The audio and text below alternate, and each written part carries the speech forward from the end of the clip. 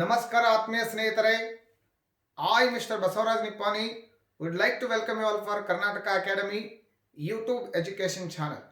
Dear friends, as you all know, so far in our previous video classes, we have discussed about your GPSTR syllabus and all the important topics which are there in our GPSTR syllabus. In today's class, we shall discuss question paper and we shall also try to analyze answers. ಆತ್ಮೀಯ ಸ್ನೇಹಿತರೆ, ತಮಗೆಲ್ಲರಿಗೂ ಮತ್ತೊಮ್ಮೆ ನಮಸ್ಕಾರಗಳು. ನಾನು ಹಿಂದಿನ ಸಂಚಿಕೆಯಲ್ಲಿ ನಿಮಗೆ ಹೇಳಿರುವ ಹಾಗೆ ನಾವು ಈಗಾಗಲೇ GPSTR ಇಂಗ್ಲಿಷ್ ಸಿಲೆಬಸನ್ನು ಕಂಪ್ಲೀಟ್ ಆಗಿ ಸಕ್ಸಸ್ಫುಲ್ ಆಗಿ ಮುಗಿಸಿದ್ದೇವೆ. ಇವತ್ತಿನ ಒಂದು ಸಂಚಿಕೆಯಲ್ಲಿ ನಾವು ಏನು ಮಾಡೋಣ, ಪ್ರೀವಿಯಸ್ ಇಯರ್ಗಳಲ್ಲಿ ಬಂದಿರತಕ್ಕಂಥ ಎಲ್ಲ ಪ್ರಶ್ನೆ ಪತ್ರಿಕೆಗಳಲ್ಲಿ ಬಂದಿರತಕ್ಕಂಥ ಪ್ರಶ್ನೆಗಳನ್ನು ಎನಾಲಿಸಿಸ್ ಮಾಡಿ ಉತ್ತರಗಳು ಯಾವ ರೀತಿಯಾಗಿ ಬಂದಿದ್ದಾವೆ, ಆಮೇಲೆ ಆ ಉತ್ತರಗಳು ಯಾವ ಕಾರಣಕ್ಕಾಗಿ ಸರಿ ಇದ್ದಾವೆ ಅಂತಕ್ಕಂಥದ್ರ ಬಗ್ಗೆ ಒಂದು ಪಕ್ಷಿ ನೋಟವನ್ನು ಮಾಡೋಣ. ಸೊ ಇವತ್ತಿನ ಕ್ಲಾಸ್ನಲ್ಲಿ ನಾವು 2017 ಮತ್ತು 2018ರಲ್ಲಿ ಪ್ರಕಟಗೊಂಡಿರ್ತಕ್ಕಂಥ GPSTR ಕ್ವಶನ್ ಪೇಪರನ್ನು ಎತ್ಕೊಂಡಿದ್ದೀನಿ. ಇವತ್ತಿನ ಈ ಸಂಚಿಕೆಯಲ್ಲಿ ಸುಮಾರು 25 ಪ್ರಶ್ನೆಗಳನ್ನು ನಾವೇನು ಮಾಡೋಣ, ಡಿಸ್ಕಸ್ ಮಾಡೋಣ. ಅವುಗಳಲ್ಲಿ ಬಂದಿರತಕ್ಕಂಥ ಆನ್ಸರ್ಗಳನ್ನು ಎನಾಲಿಸಿಸ್ ಮಾಡಲಿಕ್ಕೆ ಟ್ರೈ ಮಾಡೋಣ. ಹಾಗಾದರೆ let's get started. First question is like this. ಮೊದಲನೇ ಪ್ರಶ್ನೆ ಹೀಗಿದೆ ನೋಡಿ ಸ್ನೇಹಿತರೆ, try to understand. I wish I dash typing. ಇಲ್ಲಿ ಫಿಲ್ ಇನ್ ದ ಬ್ಲಾಂಕ್ ಇದೆ. ಇಲ್ಲಿ ಒಂದು ಜಾಗದಲ್ಲಿ ಸ್ಥಳವನ್ನು ಏನು ಮಾಡಲಾಗಿದೆ, ಖಾಲಿ ಬಿಡಲಾಗಿದೆ. ಆ ಖಾಲಿ ಬಿಟ್ಟಿರತಕ್ಕಂಥ ಸ್ಥಳದಲ್ಲಿ ನೀವೇನು ಮಾಡಬೇಕು, ಕೆಳಗೆ ಕೊಟ್ಟಿರ್ತಕ್ಕಂಥ 4 ಆಪ್ಷನ್ಗಳಲ್ಲಿ ಸರಿಯಾಗಿ ಹೊಂದುತ್ತಿರ್ತಕ್ಕಂಥ ಒಂದು ಶಬ್ದವನ್ನು ನೀವೇನು ಮಾಡಬೇಕಾಗ್ತದೆ, ಇಲ್ಲಿ ತುಂಬಬೇಕಾಗ್ತದೆ. It's a very very simple question. I wish I dash typing. ಇಲ್ಲಿ ಮೊದಲಿಗೆ ಒಂದು ಕೊಟ್ಟಿರ್ತಕ್ಕಂಥ ವಾಕ್ಯವನ್ನು ಅರ್ಥ ಮಾಡ್ಕೊಳ್ಳಿಕ್ಕೆ ಪ್ರಯತ್ನ ಪಡೋಣ. ಇಲ್ಲಿ ನೋಡ್ಕೊಳ್ರಿ, ಐ ವಿಶ್ ಅಂತಕ್ಕಂಥದ್ದನ್ನು ಹೇಳ್ತೀರಿ. ಐ ವಿಶ್ ಅಂತಂದ್ರೆ ನಿಮ್ಮ ವಿಶ್ ಆಲ್ರೆಡಿ ಕಂಪ್ಲೀಟ್ ಆಗಿದೆ ಅಂತ ಅರ್ಥ. ನೀವು ಏನೋ ಒಂದನ್ನು ವಿಶ್ ಮಾಡಿದ್ದೀರಿ ಅಂತ ಅರ್ಥ. ಸೊ ಹಾಗಾಗಿ ಇಲ್ಲಿ ಕಂಪ್ಲೀಟ್ ಆಗಿರ್ತಕ್ಕಂಥ ವಿಶ್ಗೆ ನಾವು ಕಂಪ್ಲೀಟ್ ಆಗಿರ್ತಕ್ಕಂಥ ಆ್ಯಕ್ಷನ್ ಅನ್ನೇ ಏನು ಮಾಡಬೇಕಾಗ್ತದೆ, ತೋರಿಸ್ಬೇಕಾಗ್ತದೆ. I wish I know typing or knew typing or knows typing or knowing typing. ಇಲ್ಲಿ ನೋಸ್ ಬರೋದಿಲ್ಲ, ಯಾಕಂತಂದ್ರೆ ಇಲ್ಲಿ ಆ ಇದೆ, ಇದನ್ನ ನೆನಪಿಟ್ಕೊಳ್ಳಿ. ನೋಯಿಂಗು ಬರೋದಿಲ್ಲ, ಬಿಕಾಸ್ ಇಲ್ಲಿ ಆಮ್ ಅಂತಕ್ಕಂಥದ್ದಿಲ್ಲ. ಇವಾಗ ಯಾವ 2 ಆನ್ಸರ್ಗಳು ಇಲ್ಲಿ ಸೂಟೇಬಲ್ ಆಗ್ಬೋದು, ಅದು ಒಂದು ನೋ ಆಗಿರ್ಬೋದು ಅಥವಾ ನ್ಯೂ ಆಗಿರ್ಬೋದು. ಹಾಗಾದ್ರೆ ಯಾವುದು ಇದರಲ್ಲಿ ಸರಿಯಾಗಿರ್ತಕ್ಕಂಥ ಉತ್ತರ? ನಿಮ್ಗೆ ಈಗಾಗಲೇ ಗೊತ್ತಿದೆ. Already you might have seen the answers in question papers. I hope already you have all the question papers and you have already all the answers. But what we are trying to understand here, we are trying to analyze the answers. How these answers are only correct. So ಇಲ್ಲಿ ನೋಡ್ಕೊಳ್ರಿ, ಇಲ್ಲಿ answer ಏನಿದೆ, I knew typing ಅಂತ ಆಗ್ಬೇಕು ಇಲ್ಲಿ. ಅದು ಯಾಕೆ ಸರಿಯಾಗಿರ್ತಕ್ಕಂಥ ಉತ್ತರ? ಇಲ್ಲಿ ಐ ವಿಶ್ ಅಂತಂದ್ರೆ ಏನು, ವಿಶ್ ಕಂಪ್ಲೀಟ್ ಆಗಿದೆ. ಹಾಗಾಗಿ ಇಲ್ಲಿ ಕಂಪ್ಲೀಟ್ ವರ್ಬ್ ಅನ್ನು ತೋರಿಸ್ತಕ್ಕಂಥ ಶಬ್ದ ಯಾವುದು? ನೋ ಅಂತಂದ್ರೆ ಇದು present form of verb, knew ಅಂತಂದ್ರೆ ಫಾಸ್ಟ್ ಫಾರ್ಮ್ ಆಫ್ ವರ್ಬ್. ಹಾಗಾಗಿ I wish I knew typing. This is the correct answer. Option C is the right answer here. Option C is the right answer here. So ಹಾಗಾದ್ರೆ ಮುಂದಿನ ಪ್ರಶ್ನೆಗೆ ಹೋಗೋಣ.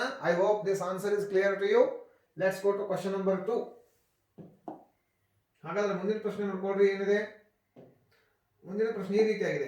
ಇಲ್ಲಿಯೂ ಸಹಿತ ಬಿಟ್ಟಿರ್ತಕ್ಕಂಥ ಜಾಗದಲ್ಲಿ ಸರಿಯಾಗಿರ್ತಕ್ಕಂಥ ಶಬ್ದವನ್ನ ಆರಿಸಿ ತುಂಬಬೇಕಾಗಿದೆ.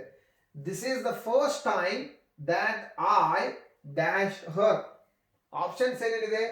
Meeting, was meeting, have met, meets. ಇದು ನೋಡ್ಕೊಳ್ರಿ, ಸ್ಟೇಟ್ಮೆಂಟ್ ನೋಡ್ಕೊಳ್ರಿ. This is the first time. This is the first time that I means this statement is said, is spoken in present time. ನೀವೀಗ ಒಂದು ಸ್ಟೇಟ್ಮೆಂಟ್ ಅನ್ನ ಮಾತಾಡ್ತಾ ಇದ್ದೀರಿ, ಪ್ರೆಸೆಂಟ್ ಟೈಮ್ ನಲ್ಲಿ ನಡೀತಾ ಇದೆ ಆಕ್ಷನ್. ಅದು ನೋಡ್ಕೊಳ್ರಿ. This is the first time that I. ಇಲ್ಲಿ ಐ ಅಂತಕ್ಕಂಥ ಪ್ರೊನೌನ್ ಇದೆ, ನೋಡ್ಕೊಳ್ರಿ.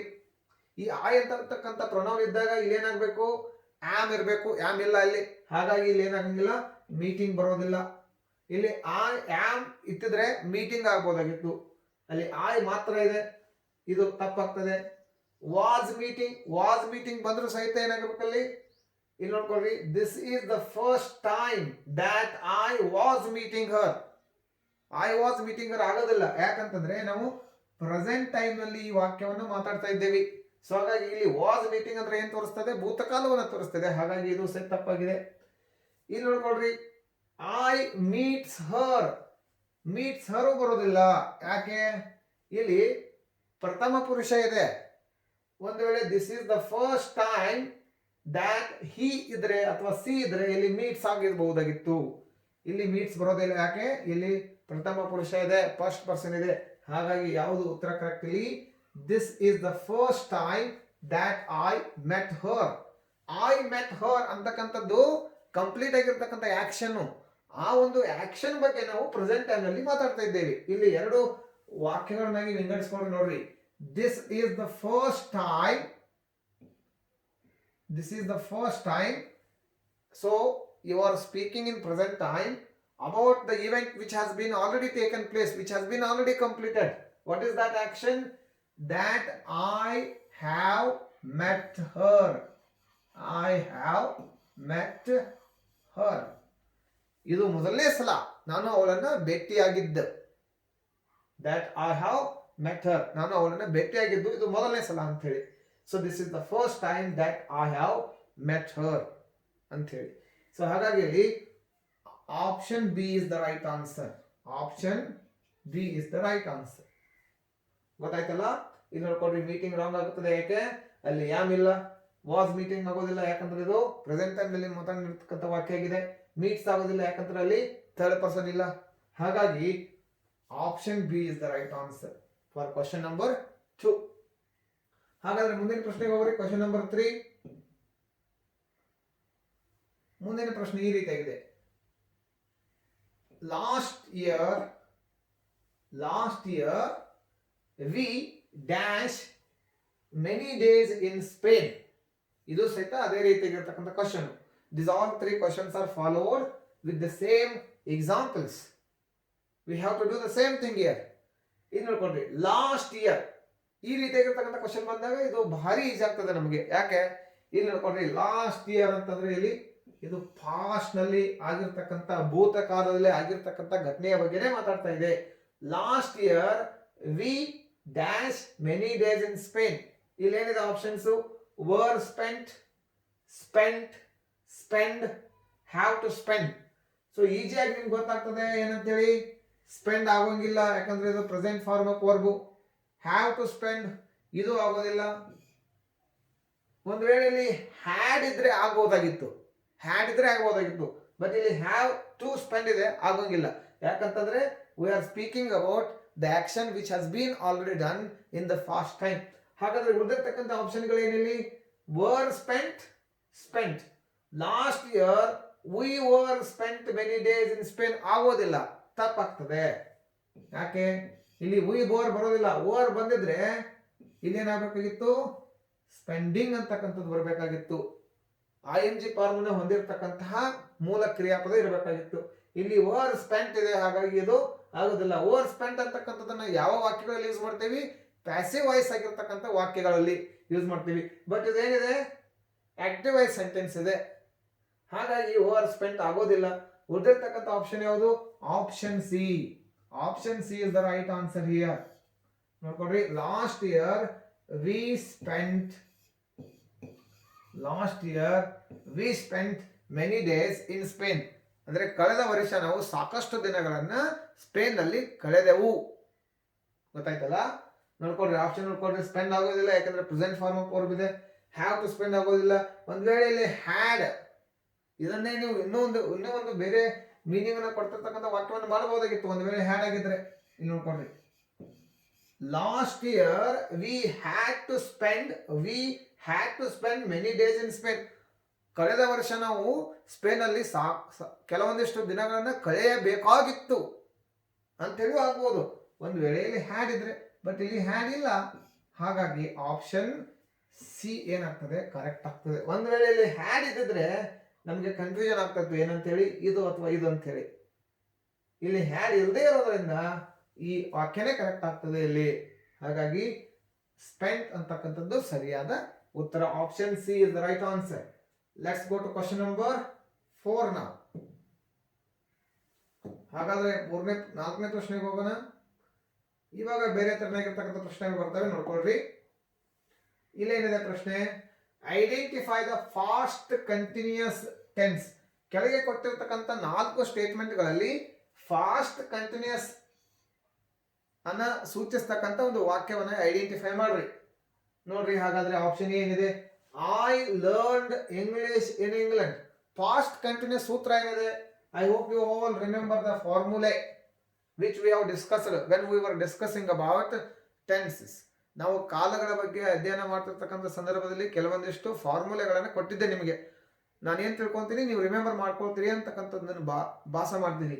ಹಾಗಾದ್ರೆ ಫಾರ್ಮುಲಾ ಏನು? ಫಾಸ್ಟ್ ಕಂಟಿನ್ಯೂಸ್ ಫಾರ್ಮುಲಾ ಏನು? Subject plus have or has past continuous. Past continuous ಅಂದ್ರೆ ಸಬ್ಜೆಕ್ಟ್ ಹ್ಯಾವ್ ಯಾರು ಬರೋದಿಲ್ಲ. Subject plus was plus V1 plus ING plus object. So ಈ ಫಾರ್ಮುಲಾ ಎಲ್ಲಿ ಫಿಟ್ ಆಗ್ತದೆ ನೋಡ್ಕೊಳ್ಳಿ. Identify the past continuous tense. Past perfect continuous tense ಇದ್ದಾಗ subject plus have or has plus been plus V1 plus ING plus object ಬರ್ತದೆ. ಇಲ್ಲೇನಿದೆ, past continuous ಕೇಳಿದರೆ subject plus was R var plus V1 plus ING plus object. ಇಲ್ಲಿ var ಸಹಿತ ಮಾಡ್ಕೊಡ್ರಿ, ನಡೀತದೆ. ಇದು formula. ಹಾಗಾದ್ರೆ ಈ ಫಾರ್ಮುಲಾ ಇಲ್ಲಿ ಸೆಟ್ ಆಗ್ತದೆ ನೋಡ್ಕೊಡ್ರಿ. I learn English in England. I learn English in England. Option B, the light went out while I was reading. They were playing football. I have completed my work. I have completed my work. Wrong ಆಗ್ತದೆ. Present perfect tense ಆಗ್ತದೆ. ಇಲ್ಲಿ ನೋಡ್ಕೊಳ್ರಿ, I learned English in England. ಇಲ್ಲಿ V3 ಇದೆ, but ಅಲ್ಲಿ V3 ಇಲ್ಲ, V1 ಇದೆ plus ING ಇದೆ. ಹಾಗಾಗಿ ಇದು ಆಗೋದಿಲ್ಲ. ಇಲ್ಲಿ ನೋಡ್ಕೊಳ್ರಿ, the light went out. ಇಲ್ಲಿ ವೆಂಟ್ ಅಂತಕ್ಕಂಥದ್ದು V2 ಇದೆ, ಬಟ್ ಅಲ್ಲಿ V1 ಇದೆ. while I was reading, ಇಲ್ಲಿ V1 ಪ್ಲಸ್ ING ಇದೆ. ಆದ್ರೆ ಇದು ಸರಿಯಾಗಿರೋದಿಲ್ಲ. ಯಾಕಂತಂದ್ರೆ ಮೊದಲನೇ ವಾಕ್ಯ ಏನಿದೆ, the light went out while I was reading. ಹಾಗಾದ್ರೆ ಏನ್ ಕೇಳಿದರೆ, past continuous. they were playing football. ಇದು ಸರಿಯಾಗಿರ್ತಕ್ಕಂಥ ಆಪ್ಷನ್ ನೋಡ್ಕೊಳ್ರಿ. ಇಲ್ಲಿ they were playing football. ಇಲ್ಲಿ ನೋಡ್ಕೊಳ್ರಿ, subject plus were plus V1 plus ING plus object ಇದೆ. ಹಾಗಾಗಿ option C is the right answer. they were playing football. This is the right answer for question number 4. Now let's go to question number 5. ಹಾಗಾದ್ರೆ question number 5 ನೋಡ್ಕೊಳ್ಳಿ ಏನಿದೆ. I had replied all my emails. I had replied all my emails. This sentence represents which tense? ಯಾವ ಒಂದು tense ಅನ್ನ ಈ ಕೊಟ್ಟಿರ್ತಕ್ಕಂಥ ವಾಕ್ಯ represent ಮಾಡ್ತದೆ. I had replied all my emails. ಇಲ್ಲಿ ನೋಡ್ಕೊಳ್ರಿ, ಏನೇನಿದೆ ಫಾರ್ಮುಲಾ ನೋಡ್ಕೊಳ್ರಿ. ಸಬ್ಜೆಕ್ಟ್ ಇದೆ ಪ್ಲಸ್ ಹ್ಯಾಡ್ ಇದೆ ಪ್ಲಸ್ V3 ಇದೆ ಪ್ಲಸ್ ಆಬ್ಜೆಕ್ಟ್ ಇದೆ. Subject plus had plus V3 plus object. ಹಾಗಾಗಿ ಇದೇನಾಗ್ತದೆ, ಯಾವ ಒಂದು ಟೆನ್ಸ್ ಆಗ್ತದೆ, ಅದು ಪ್ರೆಸೆಂಟ್ ಪರ್ಫೆಕ್ಟ್ ಆಗ್ತದೆಯಾ? ಇಲ್ಲ. ಆಮೇಲೆ ಫಾಸ್ಟ್ ಸಿಂಪಲ್ ಆಗ್ತದೆಯಾ? ಇಲ್ಲ. ಫಾಸ್ಟ್ ಸಿಂಪಲ್ ಅಲ್ಲಿ ಏನ್ ಬರ್ತದೆ, subject plus V2 plus object ಬರ್ತದೆ. ಫಾಸ್ಟ್ ಪರ್ಫೆಕ್ಟ್ ಕಂಟಿನ್ಯೂಸ್ ಆಗ್ತದ? ಇಲ್ಲ. Subject plus had or been plus V1 plus ING plus object ಬರ್ತದೆ. ಹಾಗಾದ್ರೆ ಉಳಿದಿರ್ತಕ್ಕಂಥದ್ದು ಯಾವುದು? Option B, past perfect tense. Option B is the right answer. Subject plus had plus V3 plus object. Sorry. ಹಾಗಾಗಿ option B is the right answer. ನೋಡ್ಕೊಡ್ರಿ, I had replied. Had ಅಂತಕ್ಕಂಥದ್ದು auxiliary verb ಇದೆ, helping verb ಇದೆ, replied ಅಂತಂದ್ರೆ V3 ಇದೆ, all my emails object ಆಗ್ತದೆ. Subject had plus V3 plus object. ಹಾಗಾಗಿ option B is the right answer here. Past perfect tense, ಪರಿಪೂರ್ಣ ಭೂತಕಾಲ. ಮುಂದಿನ ಪ್ರಶ್ನೆಗೆ ಹೋಗೋಣ. Question number 6.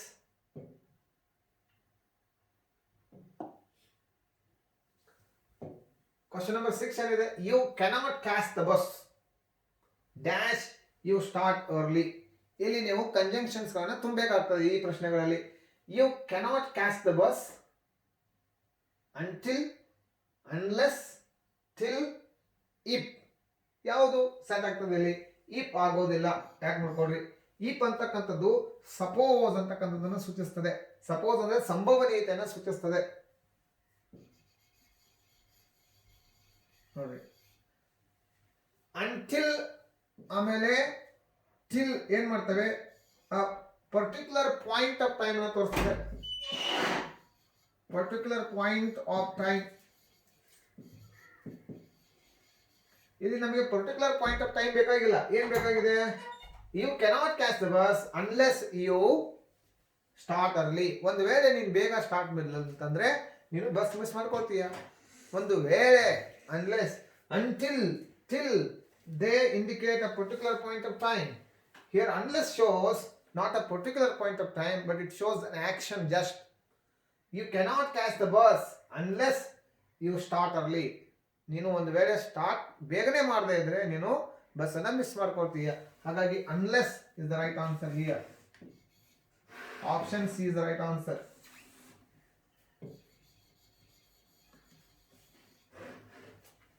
ಹಾಗಾದ್ರೆ ಮುಂದಿನ ಪ್ರಶ್ನೆಗೆ ಹೋಗೋಣ. Question number 7. ನಾವು ಕ್ವಶನ್ ನಂಬರ್ 7 ಏನಿದೆ ನೋಡ್ಕೊಳ್ರಿ. You dash your result next month. You dash your result next month. ಇಲ್ಲಿ ಬಿಟ್ಟಿರ್ತಕ್ಕಂಥ ಜಾಗದಲ್ಲಿ ಕೊಟ್ಟಿರ್ತಕ್ಕಂಥ ಆಪ್ಷನ್ಗಳಲ್ಲಿ ಸರಿಯಾಗಿರ್ತಕ್ಕಂಥ ಶಬ್ದವನ್ನ ತುಂಬಿಕೊಳ್ಳಿ.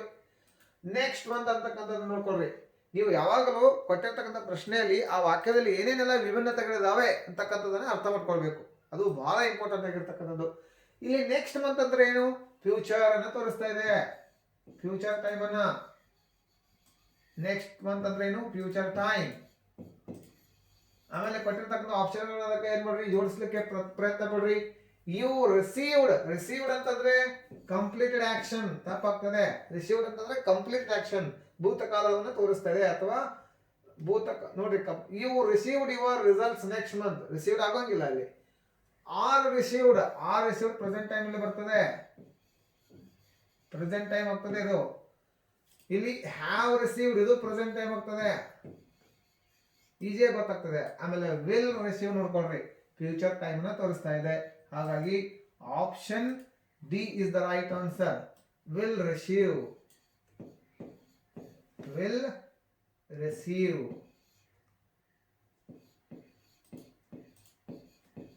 You will receive your results next month. will ಇದೆ, ಯಾಕೆ ಅದು ಫ್ಯೂಚರ್ ಅನ್ನ ತೋರಿಸ್ತಾ ಇದೆ. ಗೊತ್ತಾಯ್ತಲ್ಲ? ಹಾಗಾದ್ರೆ ಕ್ವಶನ್ ನಂಬರ್ 8 ಅನ್ನು ನೋಡ್ಕೊಳ್ರಿ ಯಾವ ರೀತಿ ಆಗಿದೆ. The boy who stood there was accused. The boy who stood there was accused. Accused ಅಂತಂದ್ರೆ ಅಪರಾಧಿ ಸ್ಥಾನದಲ್ಲಿ ನಿಂತ್ಕೊಂಡ, ಅಪರಾಧಿಯಾಗಿ ಬಿಂಬಿಸಿಕೊಂಡ, ಪನಿಷ್ ಮಾಡ್ಕೊಂಡ ಅಂತ ಅರ್ಥ. The boy who stood there was accused dash a stone dash his neighbor's window. ಈ ವಾಕ್ಯದ ಕಂಪ್ಲೀಟ್ ಅರ್ಥ ಏನು? ಅಲ್ಲಿ ನಿಂತಿರ್ತಕ್ಕಂಥ ಹುಡುಗ ಯಾರು ಅಂತಂದ್ರೆ ಅವನ ಎದುರು ಮನೆಯವರ ಮನೆಗೆ ವಿಂಡೋಗೆ ಕಲ್ಲು ಹೋಗೋದು ಅಕ್ಯೂಸ್ ಆಗಿರ್ತಕ್ಕಂಥವನು, ಅಪರಾಧಿ ಆಗಿರ್ತಕ್ಕಂಥವನು ಅಂತ ಅರ್ಥ. ಇಲ್ಲಿ ಸರಿಯಾಗಿರ್ತಕ್ಕಂಥ preposition ತುಂಬ್ರಿ. The boy who stood there was accused at or of at or from at or of from. The boy who stood there was accused of throwing a stone at his neighbor's house. ಹಾಗಾದ್ರೆ option ಯಾವುದಲ್ಲಿ? Of at. Option C is the right answer. Of at correct ಆಗ್ತದೆ. The boy who stood there was accused of throwing stone at his neighbor's window. Option C is the right answer here. Go to question number 9 now.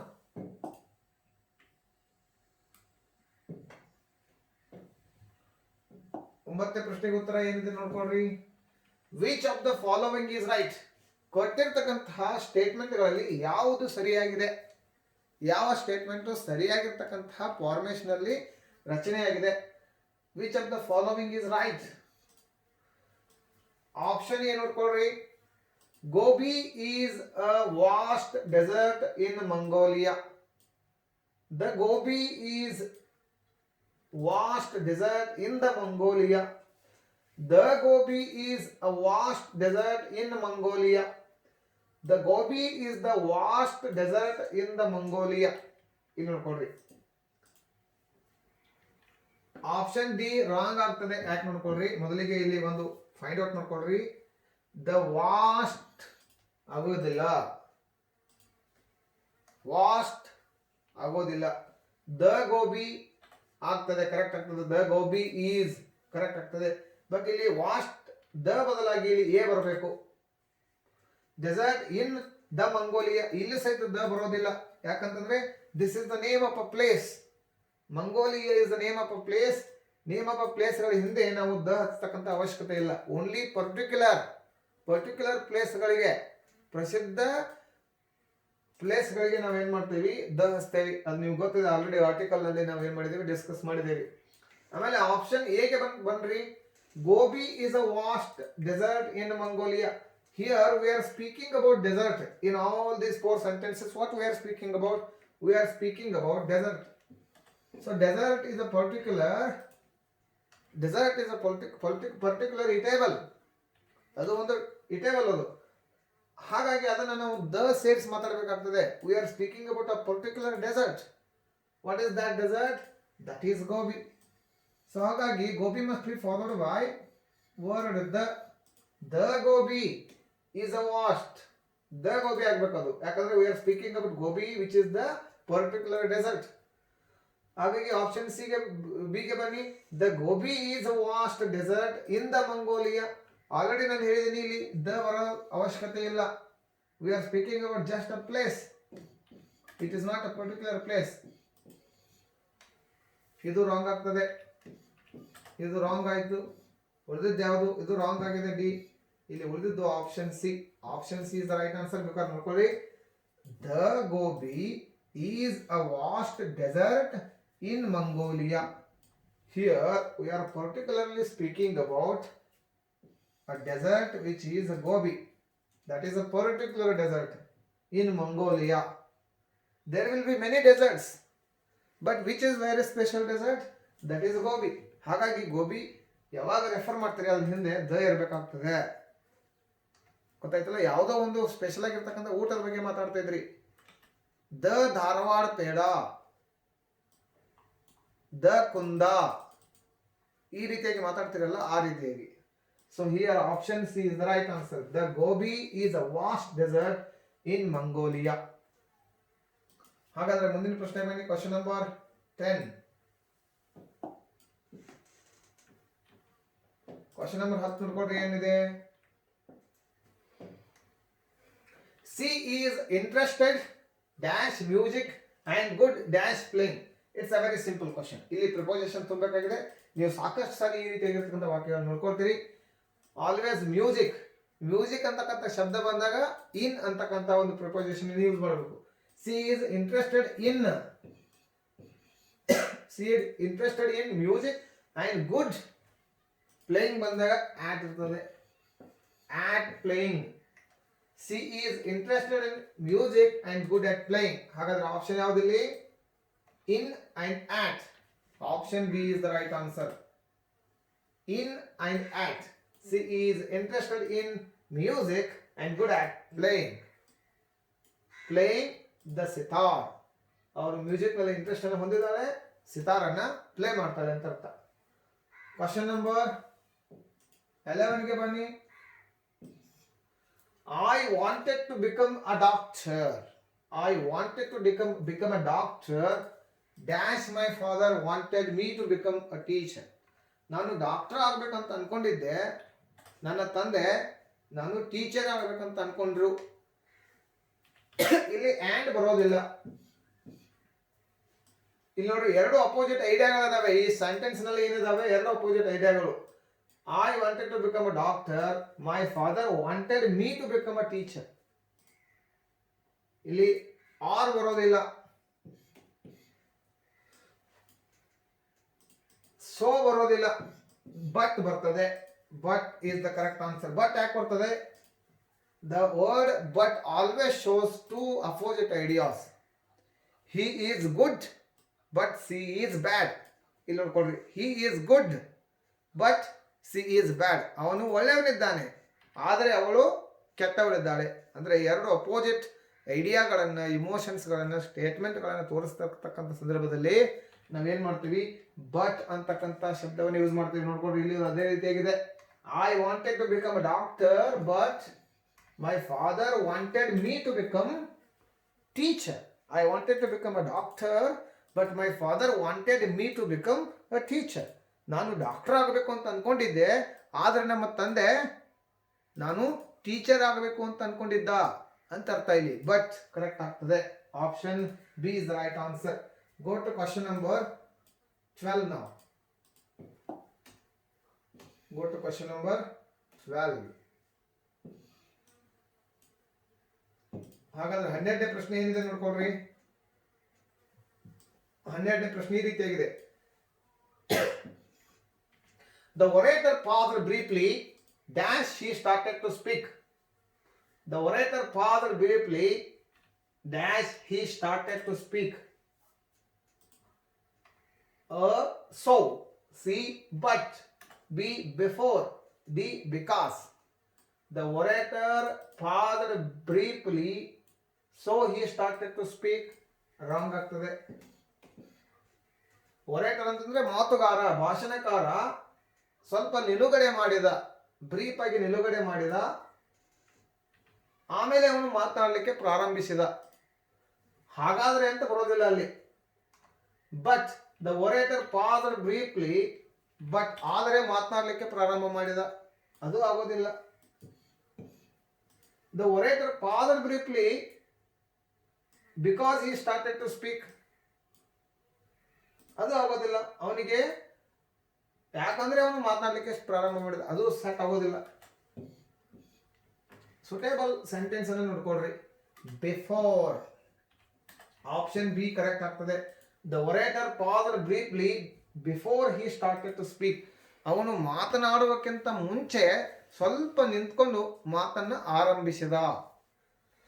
ಅಂದ್ರೆ ಏನನ್ನ ಮಾತನಾಡಬೇಕು ಅಂತಕ್ಕಂಥದ್ದು ವಿಚಾರ ಮಾಡಿ ಸ್ವಲ್ಪ pass ತಗೊಂಡು ನಿಲುಗಡೆ ಮಾಡಿಕೊಂಡು ಮಾತನಾಡೋದಕ್ಕಿಂತ ಮುಂಚೆ ಸ್ವಲ್ಪ ಕಾಮಾಗಿ ನಿಂತ್ಕೊಂಡು ಆಮೇಲೆ ಮಾತನಾಡಿದ. ಮಾತನಾಡೋಕ್ಕಿಂತ ಮುಂಚೆ ನಾವೇನು ಮಾಡಬೇಕು? ವಿಚಾರ ಮಾಡಬೇಕಲ್ಲ. Think before you speak anything ಅಂತಕ್ಕಂಥದ್ದು ಒಂದು ಪ್ರೋವರ್ಬ್ ಇದೆ. ಅದೇ ರೀತಿಯಾಗಿ ನೋಡ್ಕೊಳ್ಳಿ. The orator paused briefly before he started to speak. ಅವನು ಮಾತನಾಡುವ ಅದಕ್ಕಿಂತ ಮುಂಚೆ ಏನು ಮಾಡಿದ? ಸ್ವಲ್ಪ ಪಾಸ್ ತಗೊಂಡ ಅಂತ ಅರ್ಥ, ಮುಂಚೆ. ಹಾಗಾದ್ರೆ ಇಲ್ಲಿ ಬಿಫೋರ್ ಅಂತಕ್ಕಂಥದ್ದು ಸರಿಯಾಗಿರ್ತಕ್ಕಂಥ option. Option B is the right answer. ಪ್ರಶ್ನೆ ನಂಬರ್ 13 ನೋಡ್ಕೊಳ್ರಿ. Shivaji defeated his enemies dash they were stronger and equipped. ಇಲ್ಲಿ ಏನಿದೆ ನೋಡ್ಕೊಳ್ರಿ, ಕಂಜಂಕ್ಷನ್ಸ್ ಇದೆ. As, so, though, because. Shivaji defeated his enemies because they were stronger and equipped ಆಗ್ತದೆ? ಇಲ್ಲ. ಶಿವಾಜಿ ತನ್ನ ಶತ್ರುಗಳನ್ನ ಸೋಲಿಸಿದ, ಅವರ ಹತ್ತಿರ ಇಕ್ವಿಪ್ಮೆಂಟ್ಸ್ ಇತ್ತು, ವೆಪನ್ಸ್ ಇತ್ತು, ಆಮೇಲೆ ಅವರು ಸ್ಟ್ರಾಂಗ್ ಆಗಿದ್ರು. ಯಾಕಂದ್ರೆ ಆಗೋದಿಲ್ಲ, ಸರಿಯಾಗಿ ಆಗೋದಿಲ್ಲ. ಸೋ ನೋಡ್ಕೊಳ್ರಿ, ಶಿವಾಜಿ ತನ್ನ ಶತ್ರುಗಳನ್ನ ಸೋಲಿಸಿದ, ಹಾಗಾದ್ರೆ ಅವರು ಸ್ಟ್ರಾಂಗ್ ಆಗಿದ್ದರು ಮತ್ತು ಸಾಕಷ್ಟು ವೆಪನ್ಸ್ ಗಳನ್ನ ಹೊಂದಿದ್ರು. ಸೋ ಆಗೋದಿಲ್ಲ, ಹಾಗಾದ್ರೆ ಅಂತ ಆಗೋದಿಲ್ಲ. ಆಸ್, ಹಾಗಾದ್ರೆ ಶಿವಾಜಿಯ ಎನಿಮಿಗಳು ಸ್ಟ್ರಾಂಗ್ ಆಗಿದ್ದರು, ಅವರ ಹತ್ರ ಸಾಕಷ್ಟು ವೆಪನ್ಸ್ ಗಳಿದ್ದು, ಹಾಗಾಗಿ ಅವರನ್ನ ಸೋಲಿಸಿದ. ಆಗತ್ತಾ? ಇಲ್ಲ. ಯಾವುದು ಸರಿಯಾಗಿ ಆಗತ್ತೆ? ದೋ. Option B, Shivaji defeated his enemies though they were stronger and equipped. ಅವನ ಎನಿಮಿಗಳು ಸಾಕಷ್ಟು ಸ್ಟ್ರಾಂಗ್ ಆಗಿದ್ದರೂ, ಅವರ ಹತ್ರ ವೆಪನ್ಸ್ಗಳು ಇದ್ದರೂ ಸಹಿತ ಶಿವಾಜಿ ಅವರನ್ನ ಸೋಲಿಸಿದ. So here this sentence is describing the bravery of Shivaji. ಅವನಲ್ಲಿ ಇರ್ತಕ್ಕಂಥ ಶೌರ್ಯವನ್ನು ಏನು ಮಾಡ್ತಾ ಇದೆ, ವಿವರಿಸ್ತಾ ಇದೆ. ದೋ ದೇವರ್ ಸ್ಟ್ರಾಂಗರ್ ಅಂಡ್ ಇಕ್ವಿಪ್ಡ್, ಅವರು ಸಾಕಷ್ಟು ವೆಪನ್ಸ್ಗಳನ್ನು ಹೊಂದಿದ್ದರು, ಸ್ಟ್ರಾಂಗ್ ಆಗಿದ್ದರು, ಶಿವಾಜಿ ಅವರನ್ನು ಸೋಲಿಸಿದ ಅಂತ ಹೇಳಿ ಅರ್ಥ. ಹಾಗಾಗಿ option B is the correct answer. Go to question number 14. Question number 14 ಏನಿದೆ ನೋಡ್ಕೊಳ್ರಿ.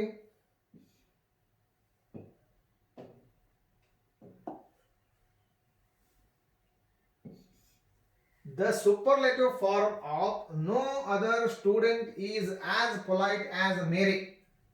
Already we have discussed about degrees of comparison, positive degree, comparative degree and superlative degree. ಇಲ್ಲಿ superlative degree sentence ಅನ್ನ ಫೈಂಡ್ ಔಟ್ ಮಾಡಬೇಕಾಗಿದೆ. ಯಾವುದಕ್ಕೆ?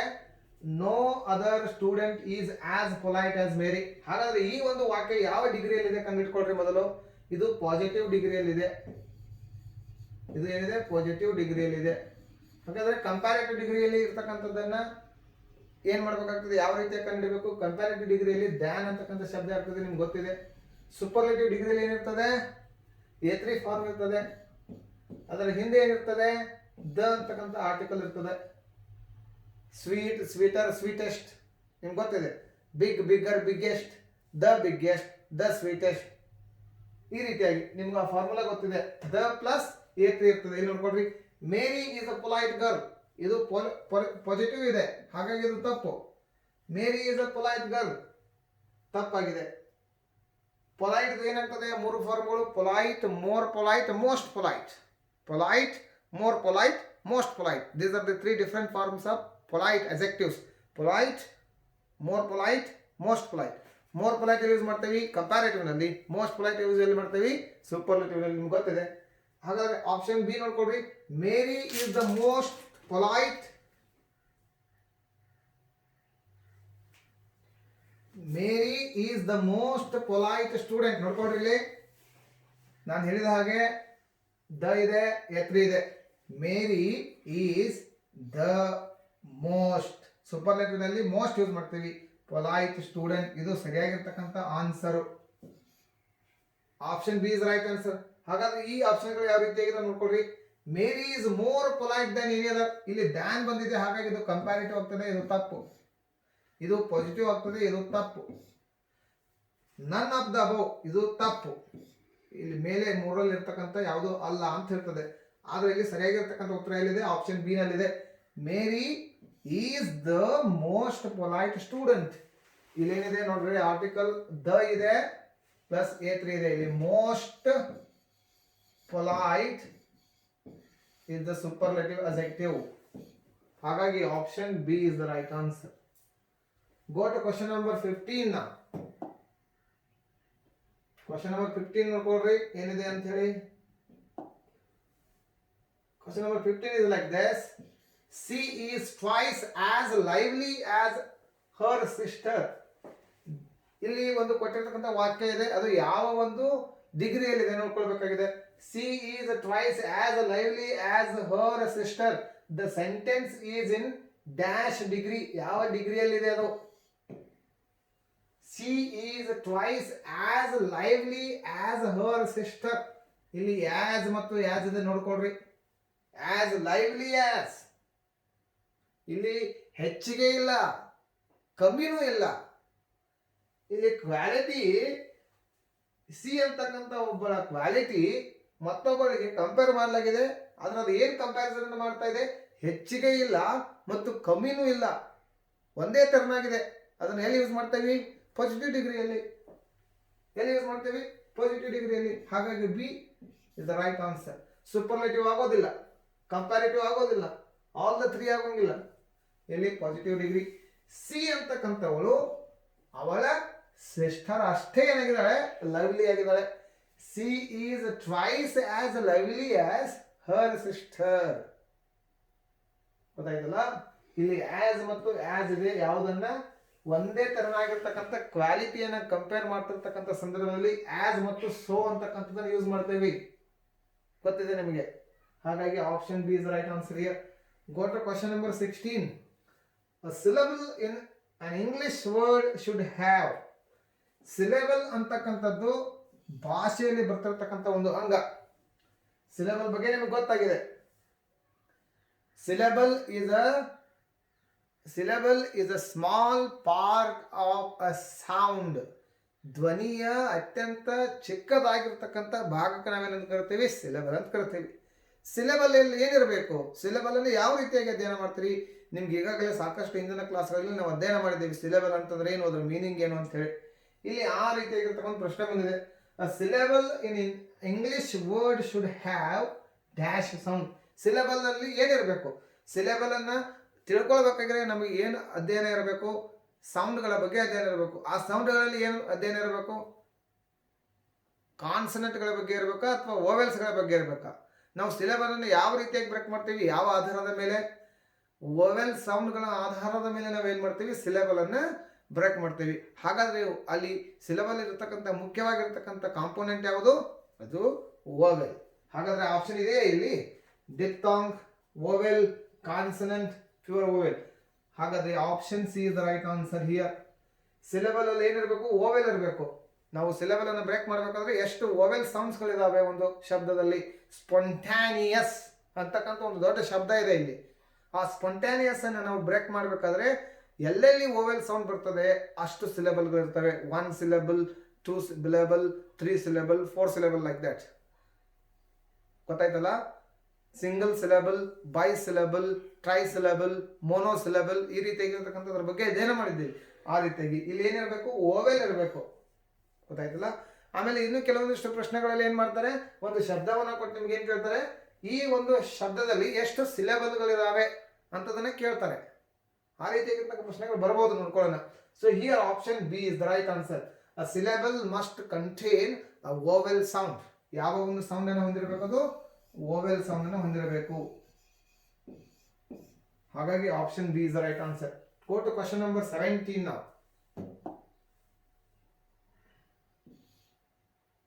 Question number 17. ಹಾಗಾದ್ರೆ 17ನೇ ಪ್ರಶ್ನೆ ಯಾವ ರೀತಿಯಾಗಿದೆ ನೋಡ್ಕೊಡ್ರಿ.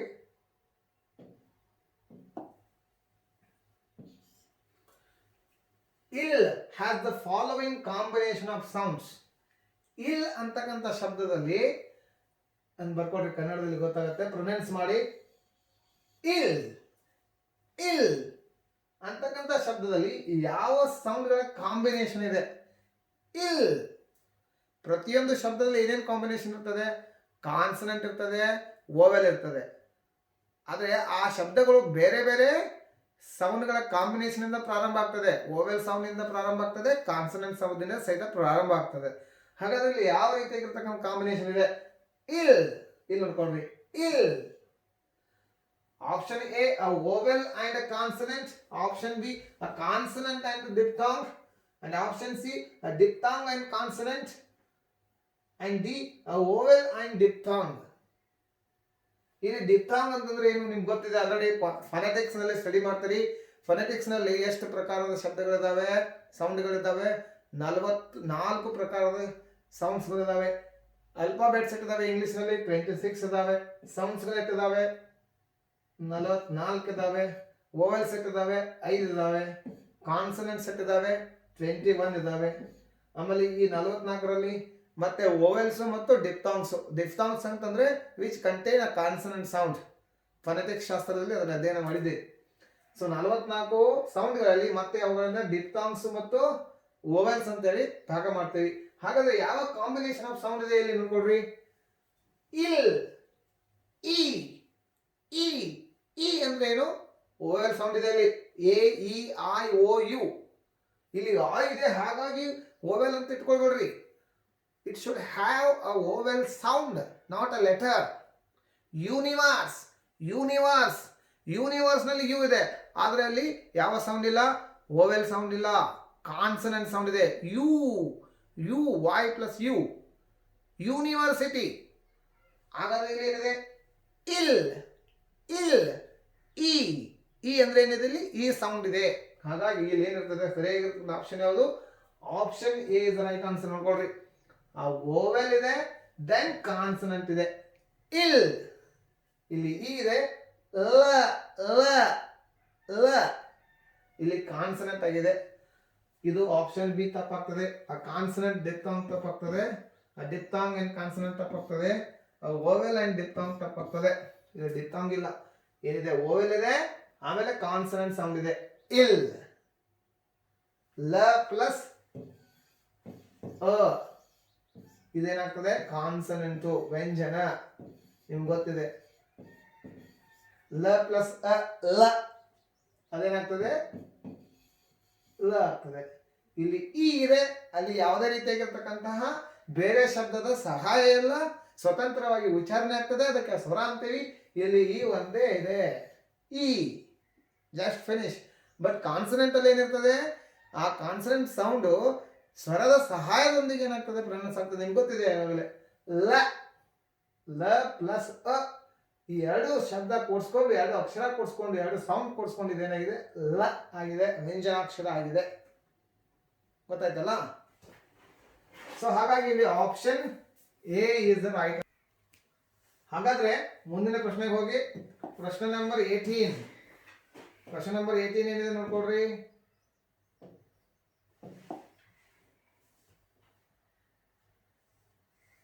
ಪ್ರಶ್ನೆ ನಂಬರ್ 18 ಈ ರೀತಿಯಾಗಿದೆ. Identify the word in which the first syllable is stressed. So ಈ ಕೊಟ್ಟಿರ್ತಕ್ಕಂತಹ ಶಬ್ದಗಳಲ್ಲಿ ಫಸ್ಟ್ಗೆ ಮೊದಲಿಗೆ ಸಿಲೆಬಲ್ ಎಲ್ಲಿ ಸ್ಟ್ರೆಸ್ ಆಗಿದೆ, ಎಂಫಸಿಸ್ ಆಗಿದೆ, ಅದನ್ನ ಏನ್ ಮಾಡಬೇಕಾಗಿದೆ, ನೀವು ಕಂಡುಹಿಡಿಬೇಕಾಗಿದೆ. ಅದನ್ನ ನೋಡ್ಕೊಳ್ರಿ.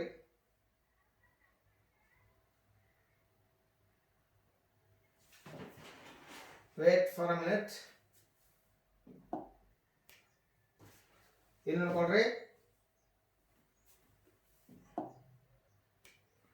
Sorry for the technical error. ಹಾಗಾದ್ರೆ ನೋಡ್ಕೊಳ್ರಿ ಮುಂದಿನ ಪ್ರಶ್ನೆ. ಪ್ರಶ್ನೆ ನಂಬರ್ 18.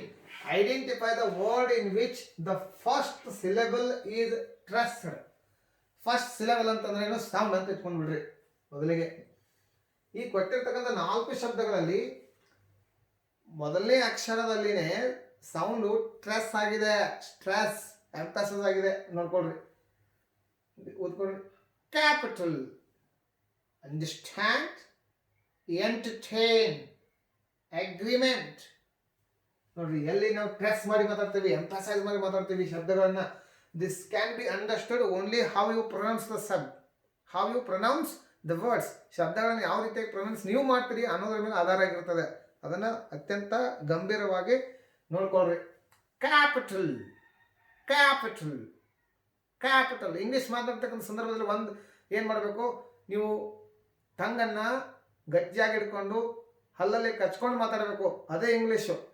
ಅಷ್ಟು ಸರಳವಾಗಿ ನೀವು ಇಂಗ್ಲೀಷನ್ನು ಕಲಿಬಹುದು.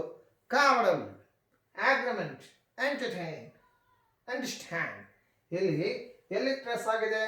Identify the word in which the first syllable is stressed. Understand, agreement, entertain, ಇಲ್ಲಿ ನೋಡ್ಕೊಳ್ರಿ. Capital is right answer, option A. ಮೊದಲನೇ ಅಕ್ಷರದಲ್ಲಿನೇ ಏನಾಗ್ತದೆ, ಸೌಂಡು ಸ್ಟ್ರೆಸ್ ಆಗ್ತಾ ಇದೆ. Capital, understand, agreement, entertain. ಇಲ್ಲಿ ಬೇರೆ ಬೇರೆ ಜಾಗದಲ್ಲಿ ಏನಾಗಿದೆ, ಸ್ಟ್ರೆಸ್ ಆಗಿದೆ. ಬಟ್ ಈ ಶಬ್ದದಲ್ಲಿ ಕ್ಯಾಪಿಟಲ್, ಕ್ಯಾಪಿಟಲ್. ಈ ರೀತಿಯಾಗಿ ಇದು option A is the right answer. ಮುಂದಿನ ಪ್ರಶ್ನೆ ನೋಡ್ಕೊಳ್ರಿ. Question number 19. Synonym of labyrinth. ಇಲ್ಲಿ ಲೆಬರಿಂತ್ ಅಂತಕ್ಕಂಥ ಶಬ್ದದ ಸಿನೋನಿಮ್ ಅನ್ನು ಬರೀರಿ. ಲೆಬರಿಂತ್ ಅಂತಂದ್ರೆ ಏನು? Lazy, difficult, entangle state of affairs, layer. ಈ ಶಬ್ದಗಳಿಗೆ ಬೇರೆ ಬೇರೆ ಅರ್ಥ ಇದೆ. ಆದರೆ ಲೆಬರಿಂತ್ ಅಂತಕ್ಕಂಥ ಶಬ್ದದ ಸಿನೋನಿಮ್ ಯಾವುದಿಲ್ಲಿ? Here the correct answer is option B, difficult. Labyrinth task. It might be a labyrinth task ಅಂತ ಹೇಳಿ ಕೆಲವೊಂದಿಷ್ಟು ಬಾರಿ ನಾವು ಈ ಒಂದು ಶಬ್ದವನ್ನು ಬಳಸಿರೋದನ್ನ ನೋಡ್ತಾ ಇರ್ತೀವಿ. It must be a Herculeans task, it must be a labyrinth task ಅಂತಂದ್ರೆ ಏನು? ಹರ್ಕ್ಯುಲಿಯಸ್ ಅಂದ್ರೆ ಏನು? ತುಂಬಾ ಕಠಿಣವಾಗಿರ್ತಕ್ಕಂಥದ್ದು, ಡಿಫಿಕಲ್ಟ್ ಆಗಿರ್ತಕ್ಕಂಥದ್ದು ಅಂತ ಹೇಳಿ. ಇಲ್ಲಿ ಲೇಜಿ ಅಂತಂದ್ರೆ ಐಡಲ್ ಅಂತ ಗೊತ್ತು ನಿಮ್ಗೆ, ಅದು ಸರಿಯಾಗೋದಿಲ್ಲ. ಎಂಟ್ಯಾಂಗಲ್ ಸ್ಟೇಟ್ ಆಫ್ ಅಫೇರ್ಸ್ ಅಂತಂದ್ರೆ ಅಫೇರ್ಸ್ ಬಗ್ಗೆ ಮಾತಾಡ್ತದೆ. ಲೇಯರ್ ಅಂತಂದ್ರೆ ಎಳೆ ಅಂತ ಅರ್ಥ, ಎಳೆ. ಹಾಗಾದ್ರೆ ಇಲ್ಲಿ ಲೆಬರಿಂತ್ ಅಂದ್ರೇನು? It is a labyrinth task to do. It's not quite easy. ಈ ರೀತಿಯಾಗಿ ಮಾತಾಡ್ತಾ ಇರ್ತೀವಿ. ಹಾಗಾಗಿ ಇಲ್ಲಿ ಸಿನೋನಿಮ್ ಯಾವುದು? ಸಿನೋನಿಮ್ ಅಂತಂದ್ರೆ ಏನು? ಸಮಾನಾರ್ಥಕ ಪದ. ಗೊತ್ತಿದೆ ನಿಮಗೆ, ಸಮಾನಾರ್ಥಕ. ಹಾಗಾದ್ರೆ ಸಮಾನಾರ್ಥವನ್ನು ಕೊಡ್ತಕ್ಕಂಥ ಶಬ್ದ ಯಾವುದಿಲ್ಲಿ? Difficult. Option B is the right answer. It's a labyrinth task. Go to question number 20 ನಾವು. ಕ್ವಶನ್ ನಂಬರ್ 20ಗೆ ಹೋಗ್ರಿ. ನೋಡ್ಕೊಳ್ರಿ ಕ್ವಶನ್ ನಂಬರ್ 20 ಏನಿದೆ.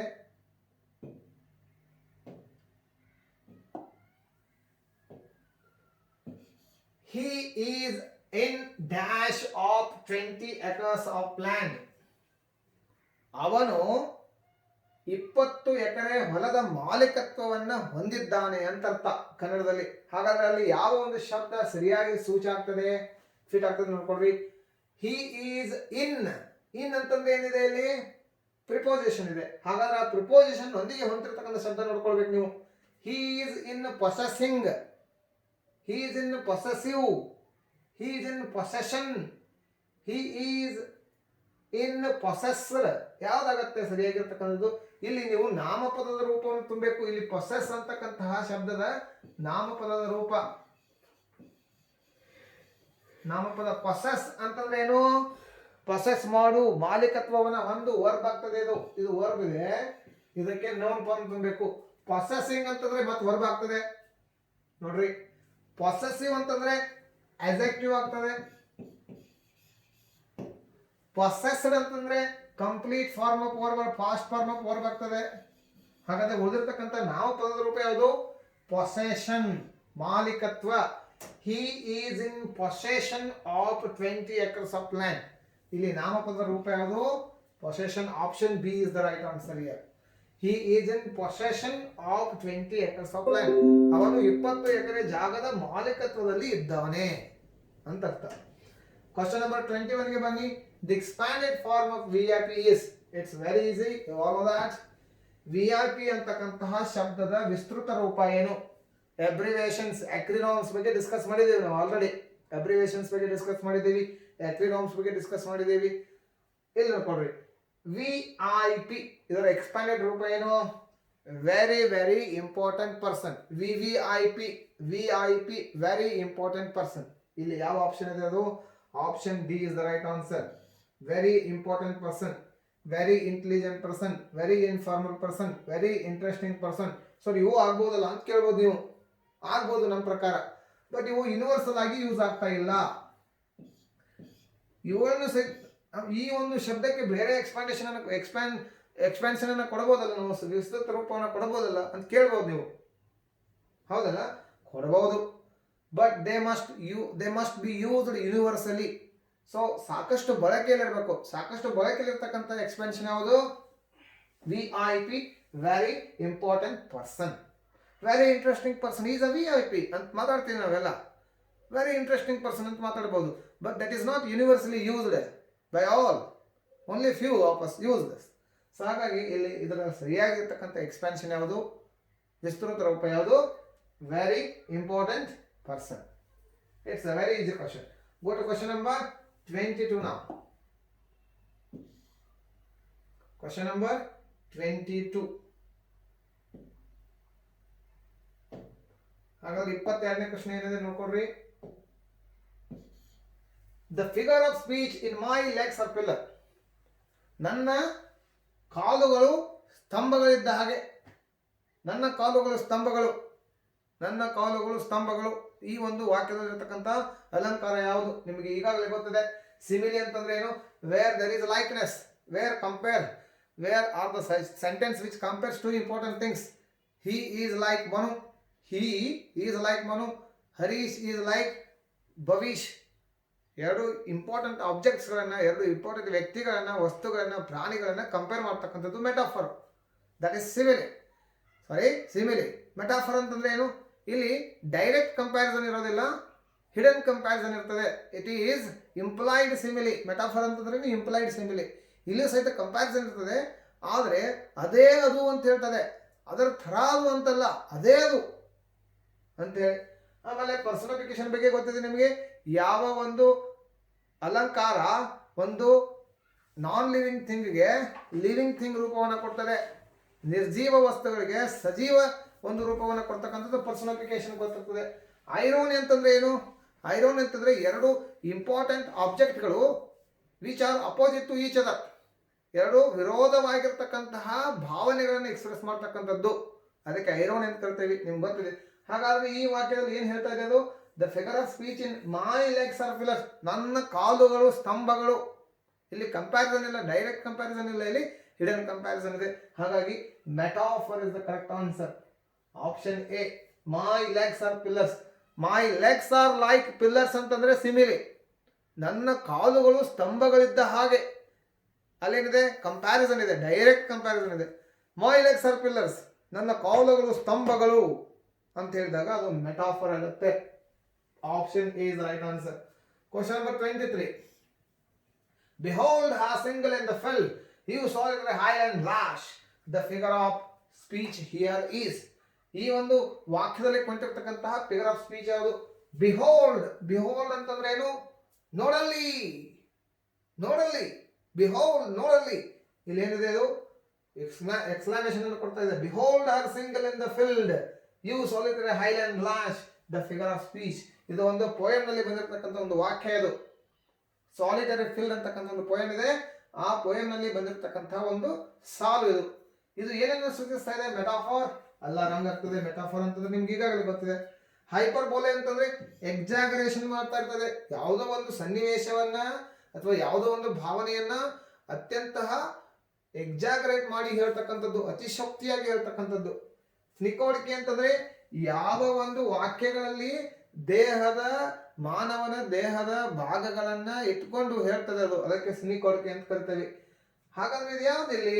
ಇದು ಎಕ್ಸ್ಕ್ಲಾಮೇಷನ್. ಯಾಕಂದ್ರೆ ಎಕ್ಸ್ಕ್ಲಾಮೇಷನ್ ಮಾರ್ಕ್ ಇದೆ ನೋಡ್ಕೊಳ್ರಿ. ಇಲ್ಲಿ ಲ್ಯಾಶ್ ಅಂತಕ್ಕಂಥದ್ದು ಇದೆ, ಇಲ್ಲಿ ಹೋಲ್ಡ್ ಅಂತಕ್ಕಂಥ ಎಕ್ಸ್ಕ್ಲಾಮೇಷನ್ ವರ್ಡ್ ಇದೆ, ಇಂಟರ್ಜೆಕ್ಷನ್ ಇದೆ. ಹಾಗಾಗಿ ಇದು ಏನಾಗ್ತದೆ? It is exclamation is the figure of speech used here. Behold her single in the field, you solitary highland lash. This is an exclamation. Option C is the right answer here. Go to question number 25, which is the final question of today's class. 24 and 25. Question number 24. All the perfumes of Arabia will not sweeten this little hand.